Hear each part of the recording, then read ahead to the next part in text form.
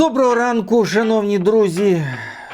Відвила нічна сирена, відгриміли нічні вибухи, а я оце з вами вирішив випити чаю і побалакати за життя. Просто за життя. Цього разу, там наприкінці буде про фото-відео, але до цього всього буде досить тривала, гарна така підводка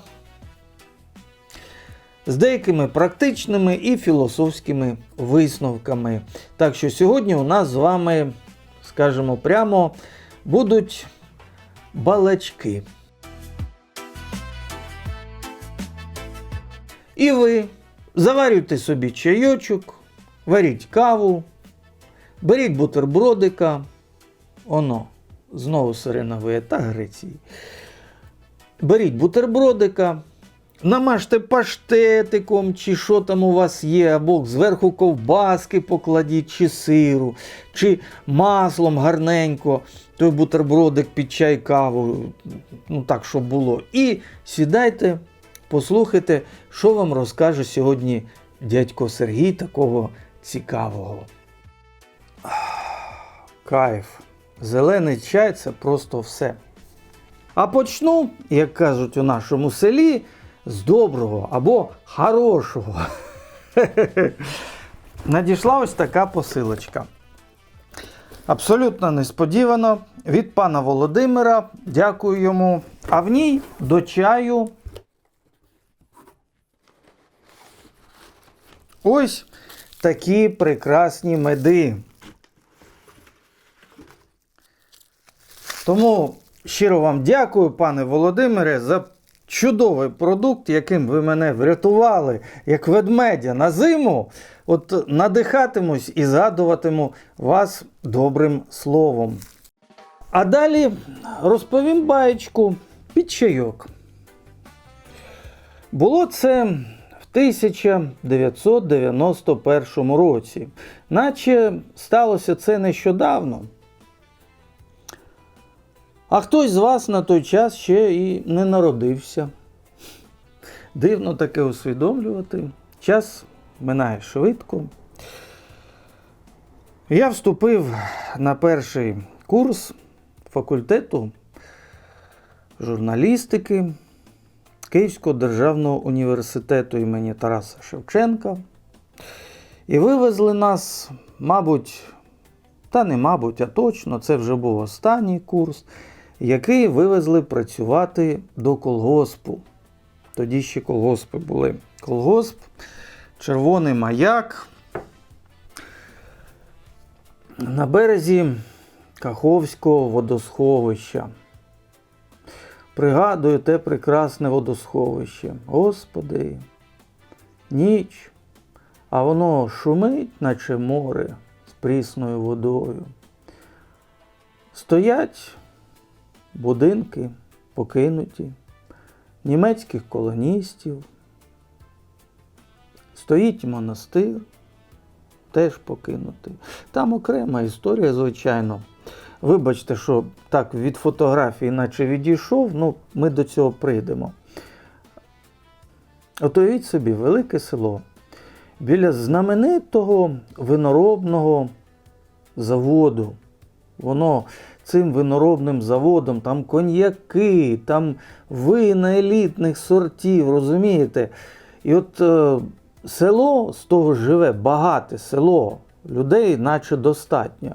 А будинки триповерхові німецьких колоністів, які постали там на початку ХХ століття, 100 років, більш ніж 100 років тому, перед жовтневою революцією. І вони, ті колоністи, бігли, тікали тоді від революції, від громадянської.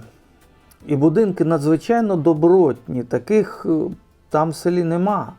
Там тільки в погріб зайдеш і погреби не те, що в нас з вами звичні, а там жити в тому погрібі можна, в кожному з тих погрібів можна. Там стелі отакенні і вікна, наче в палацах. І все оте стоїть досі, тобто воно міцно побудовано. І монастир там теж був біля того всього, і монахів громадянську вирізали. І там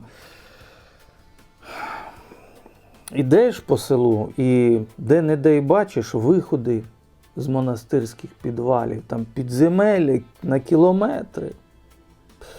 І от понині те все не заселили.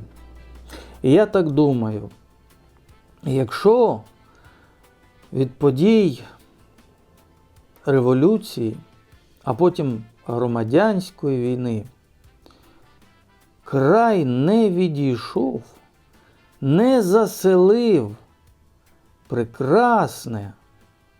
прекрасні будови, не заселив, не відновив, то значить за більш ніж 100 років не відновився український народ. Ось як війни згубною діють на нас. 100 років, більше 100 років минуло. Є майно, а жити в ньому нікому. Ну і підходжу до теми. І от нас, молодь першокурсників, там багато киян було, багато люду з інших міст, містечок, селищ. На той період ми зробилися студентами, вже можна сказати, рафінована молодь, як студенти, ніжні першокурсники. І от нас вивезли до цього села працювати на виноградниках. Годували дуже погано, дуже погано. Дякую, що годували, але, я так розумію, держава вже не забезпечувала колгоспу, мабуть, виплати якісь повинні були бути. І затримали нас там не на місяць робочої практики, а фактично ми там 3 місяці пробули. І це почався той період, коли гроші знецінилися, не було в наших сімей на що жити, не було нам на що жити. І вже ми там були до тієї осені, коли перші сніжинки почали опускатися. І приходимо до їдальні, а нам там дають, уявіть собі, от про дівчат вже мовчу, хлопці, ви розумієте, молоді хлопці, їм їсти треба. А нам дають отакусіньку, малесеньку жменечку дешевої розвареної вермишелечки з підливою. Щоб вам пояснити цю підливу, от уявіть собі, пересмажили на олії з водою трохи борошна, щоб коричневим воно зробилося. І оцією підливкою здобрили оту крихітну жменечку вермишелі. І ми, звичайно, не наїдалися. Голодно було. Тим паче молодим. Ми чим тільки не живилися. Бичків ловили на березі того водосховища. Наїдку з тих бичків, що ми там на ту вудочку могли зловити? Дуже мало. Який там наїдок? Гроші, які попервах нам дали з собою батьки, ми проїли у перший тиждень. Хотілося чогось їсти. Могли купити трохи сала. От стілечки сала могли купити. Да. І не було за що. 3 місяці. Худенькі зробилися. І так були худенькі, ще худіші зробилися. Гарненькі, прудкі. І були місцеві дівчата і хлопці. Дивилися на нас, як на диво. Та яке диво? Ходять, тиняються селом, голодні, худі, не знають, де взяти, на що жити. От. І нас ще залякувало керівництво, що от дивіться, місцеві, їм є що їсти, їм є що пити, самогон у них водився. І от прийдуть вони колись вас бити, якщо, не дай Бог, ви з ними заведетеся і почнете себе погано поводити. Ну, ставились ми до цього філософськи. Насправді, ніхто до нас якихось претензій не мав. Ну, якось було раз. Зайшли якісь п'яні підлітки, щось верзли, щось хотіли, самі не знали, що хочуть. От. Ну, як прийшли, так і пішли. Ні до чого не добалакалися, нічого не було. І взяти з нас теж нічого було. Може, вони чекали, що ми накинемося їх бити, так навіщо воно нам? І от була там одна кімната, ну як кімната, мешкали ми в бараках.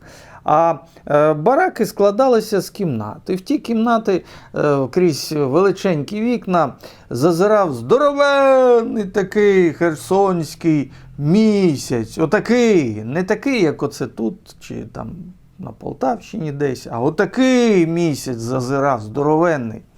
Дивився на нас, далеких від батьків, від домашньої кухні. І от в одній з таких барачних кімнат була 4 хлопчиків. І ті хлопчики були найбільше перелякані. І от вони приходили до місцевого магазину, при тому, що грошей було обмаль, і купували те, що краще б на харчі витратились. Якось застав їх в універмазі. Порожній, знаєте, розвал Радянського Союзу. От порожній стоїть універмаг, якийсь непотріб старий на полицях валяється. І там лежить, якщо пам'ятаєте, були такі радянські телевізори, і в них могли вкручуватися високі ніжки.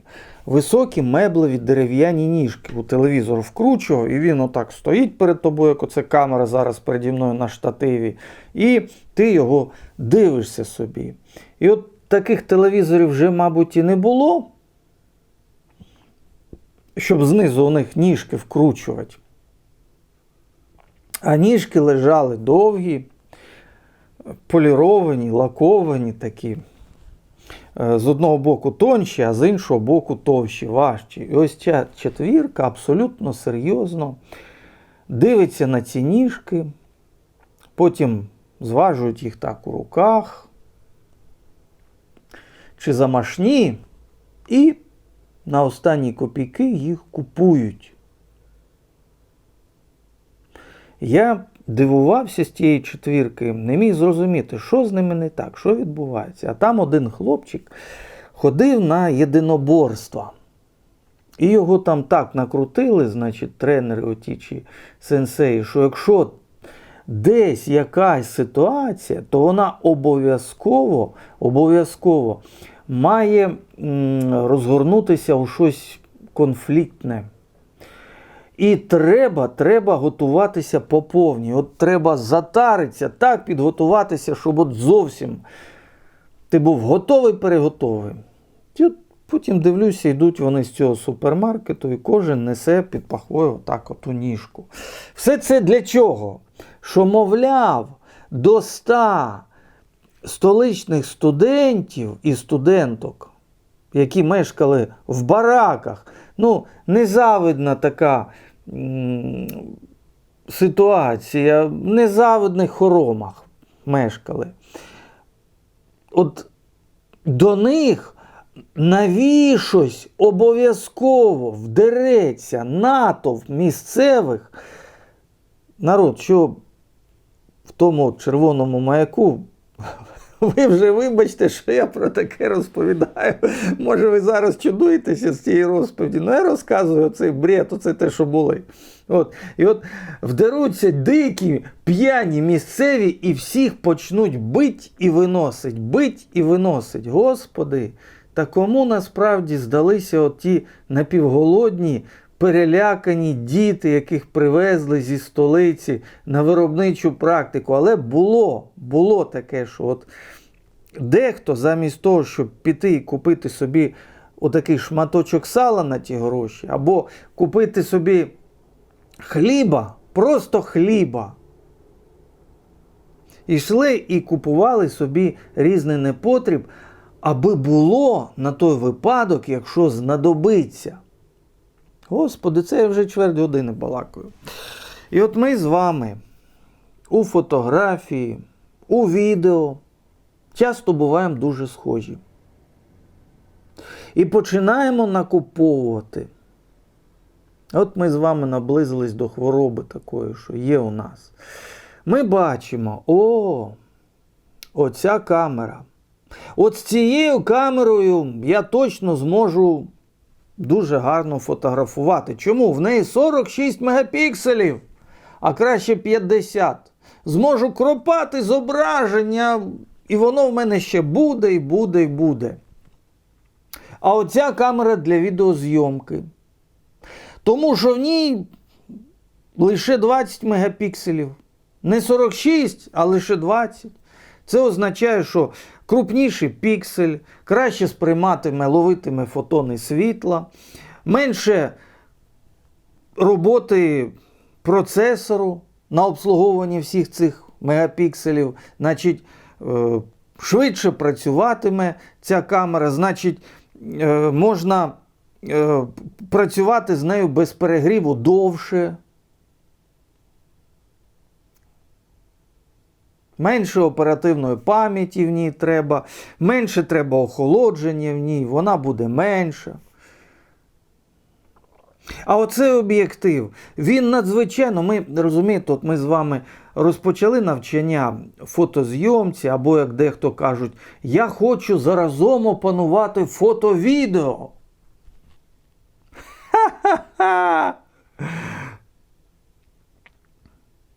Значить, оцей об'єктив, він нам для портретної зйомки дуже гарний, він 85 мм, 1,8 діафрагма, це вийти на вулиці, я зможу портрети отам у садочках, в парках, коли далеченько відійду від своєї моделі, від клієнта, я от буду це все фотографувати.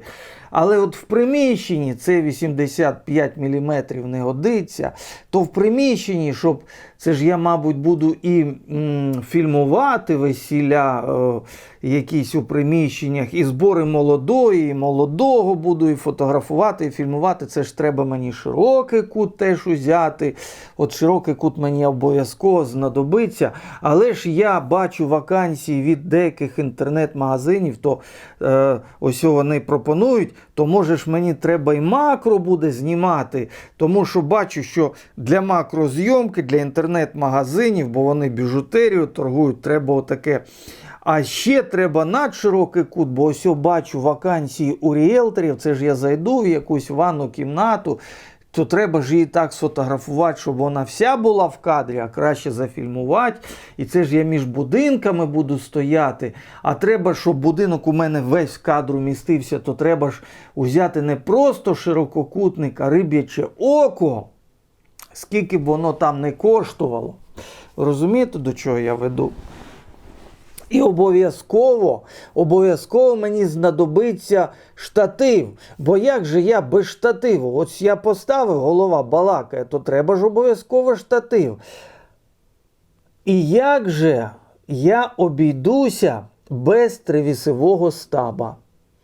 Я ж фото плюс відео, значить я і відео фільмую.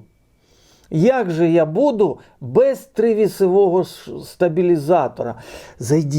Зайдіть у групи, де продають БВ в новому, в абсолютно новому стані. Фото-відеоприладдя. Зайдіть, подивіться, скільки там тривісових стабілізаторів сьогодні є. Це просто неймовірно. Ми купуємо в сподіванні, що воно колись десь нам якось знадобиться.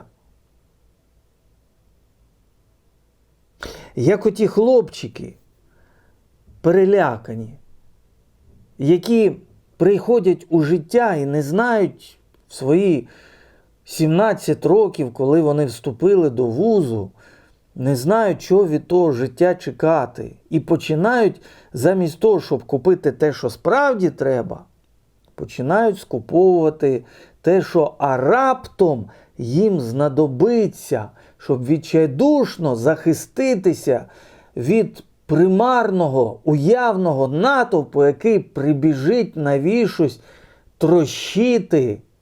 Ну, бред.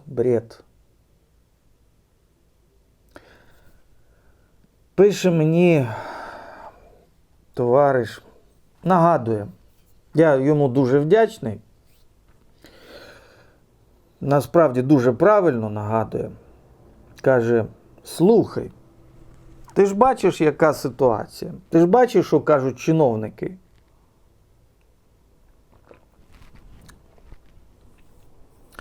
То є сенс купити фільтр для води.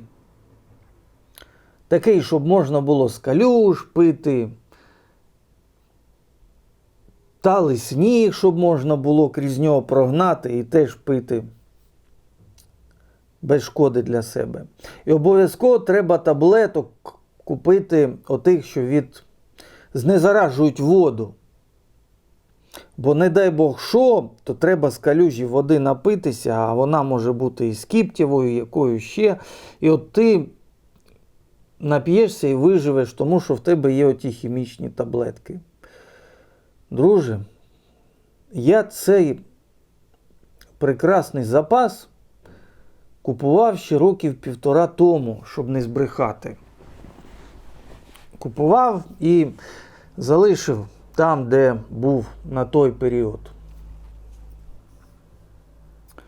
І зараз оця ситуація, я розумію, хочеш миру, готуйся до війни. Хочеш, щоб все було добре, значить прикинь в уяві собі найгірший сценарій.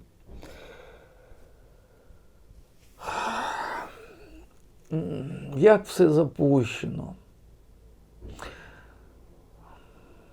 Мені здається, що наше з вами життя, воно, Господи, якби я вам показав, чого тільки лежить зараз в шафі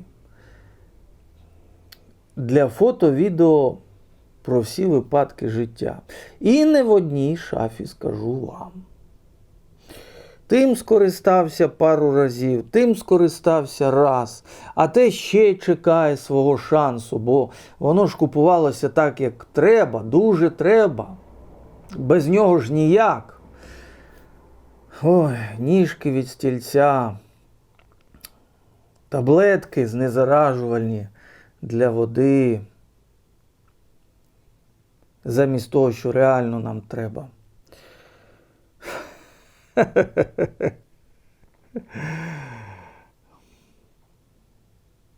Я пережив, як і всі ви, всі локдауни минулої зими. Все оце пережив. Купив павербанк. Гарний такий, великий павербанк на 20 тисяч одиниць. Ви мене спитаєте, Сергію, скільки разів ти ним скористався? А я ж його брав так, що думаю, ну це такий павербанк, що коли локдауни, він обов'язково врятує. Що коли там сидіти десь в схованці, він обов'язково врятує. Що коли камеру від нього можна підключити, теж знадобиться. Я ж не просто так купую його за стільки тисяч. Я просто намагався вчасно заряджати смартфон. Я просто намагався вчасно заряджати камери. Розрядив, так одразу заряди. Одразу заряди, негайно. І воно в тебе вже є, той запас заряджений. І мені павербанк з 2022 року тьфу-тьфу-тьфу, жодного разу ще не знадобився. Я не задіяв його ще Жодного разу. Повторюся при тому, що сидів у ті часи, коли там світло давали лише пару годин на добу, і це тривало досить часто. Як так сталося? Чому так сталося? Ось. Ось. Бачите? Ось я купив.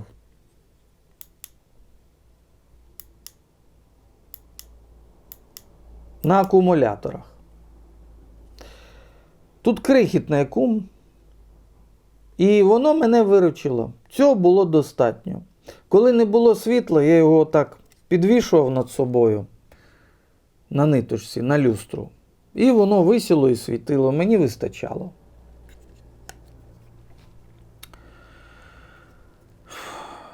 Це замість усіх павербанків. Воно майже нічого не важить. Я так розумію, там якась таблетка акумулятора. Просто таблетка, не більше. Але вистачало. І от коли ми з вами починаємо накуповуватися різною технікою, різними засобами, в тому числі фото, відео, засобами на всі випадки життя, мене по зрілих роздумах це починає дивувати. Дехто не розуміють, цікавляться, а чого ти оце відклав свої нові камери? Чого це ти повідкладав своє там світло? Чого це ти оце береш, користуєшся найпростішим, що є? Навіщо ти дістав стару камеру, а часом береш взагалі старезний набір, там, де сетап, там, де камера ще пише на DVD. Навіщо ти оце все? Розумієте, це в мені своєрідний бунт. Бунтую я проти того, що треба накупитись, набратися всього, що тільки є, про запас. І воно там буде тобі.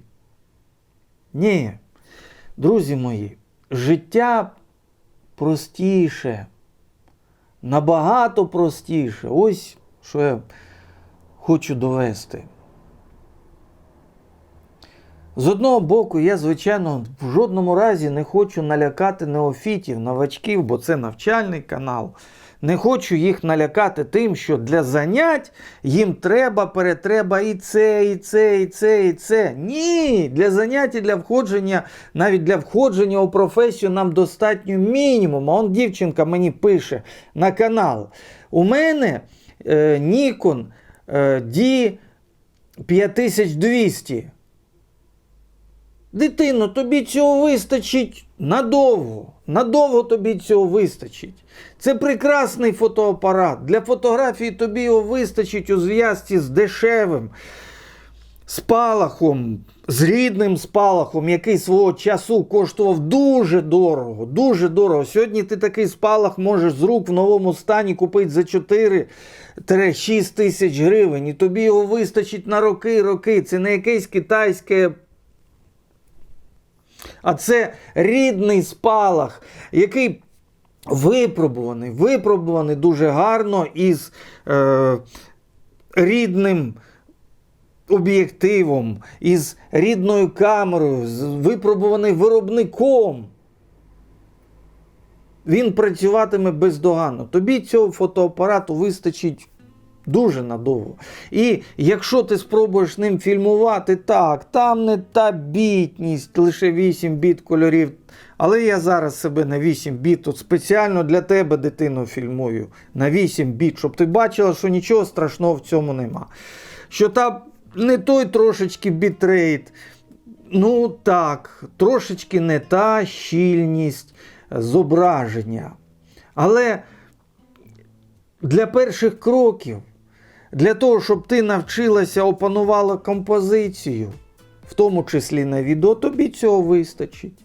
Для того, щоб ти трошечки навчилася працювати з мікрофоном, отак брати найпростіший мікрофон і ставити його собі, або з накамерним мікрофончиком, щоб ти могла працювати, тобі цього Нікона теж вистачить.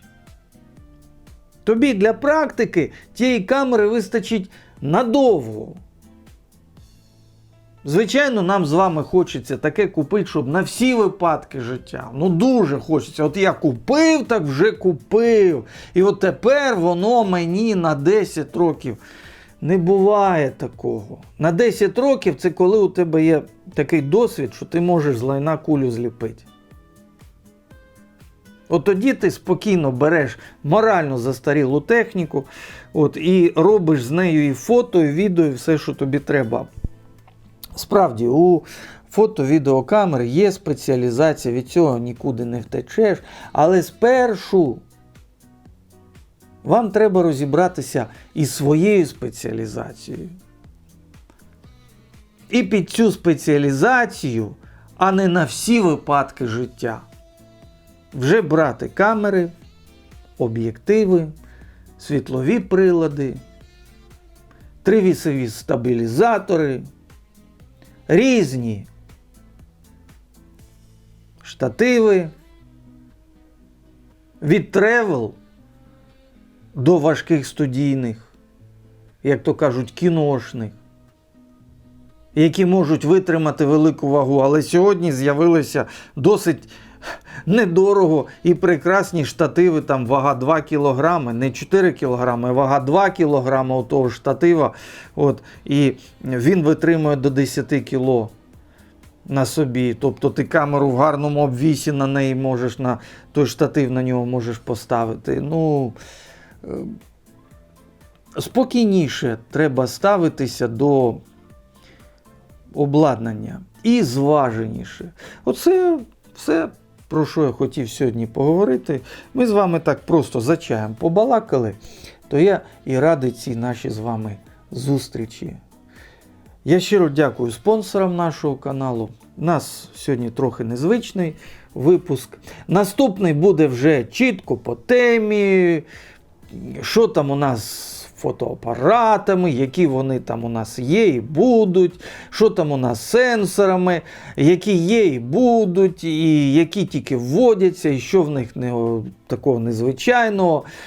Все це у наступному випуску. А зараз ми з вами просто так по-родинному сіли, погомоніли, побалакали. І я надзвичайно радий і щасливий можливості з вами зустрітися. До зустрічі!